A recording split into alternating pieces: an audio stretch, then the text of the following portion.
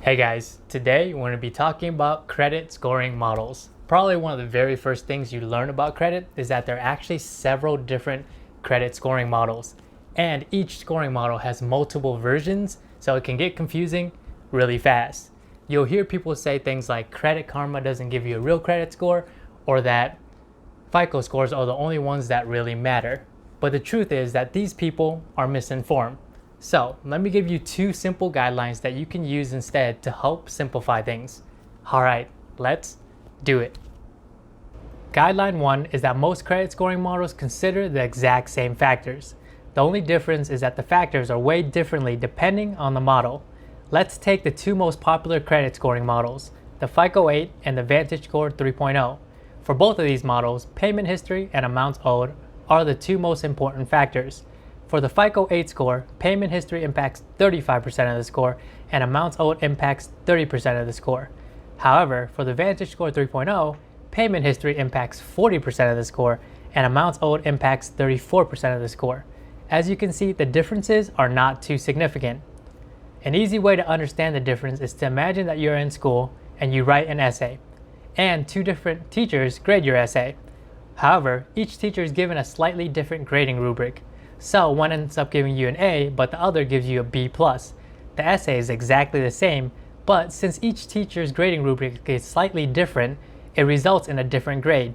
Credit scoring models are exactly the same way. One credit report can produce different credit scores depending on which scoring model is used. Ultimately, the major implication of this guideline is that you should not stress out about different credit scoring models since they usually consider the same factors.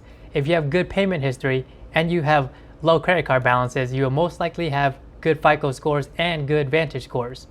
Focusing on managing the factors that impact your credit scores is much more important than focusing on the differences between the credit scoring models. Guideline 2 is that the only right credit scoring model is the one that the lender is using. Unless you ask the lender, it is difficult to know which credit model the lender is using to determine your credit score. If you want to maximize your credit score for a big loan, you should ask your lender which credit scoring model they are using. Once you know which model the lender is using, you can properly manage your credit profile to maximize your credit score. A simple example would be the difference between the FICO 8 and VantageScore 3.0 when it comes to collection items. For the FICO 8 scoring model, a collection item will hurt your credit score regardless of whether it was paid or not. However, for the VantageScore 3.0, a collection item will not hurt your credit score if it is paid. So let's say I have a client that is applying for a car loan, and she has a collection item for $500. If she knew the lender was going to be using the FICO 8 scoring model, I might recommend that she ignore the collection item and apply the $500 towards her credit card balances to reduce utilization to help maximize her credit score, since paying the collection item will not improve her credit score. Now, if the lender were using the VantageScore 3.0, I would recommend that she pay off the collection item, since if it is paid, the VantageScore model will disregard the collection item, which should boost her credit score. Okay, so my recommendation is that the majority of you guys focus primarily on Guideline 1. Instead of worrying about all the different credit scoring models, just focus on the key factors that impact your credit score, such as creating positive payment history and reducing your credit card balances.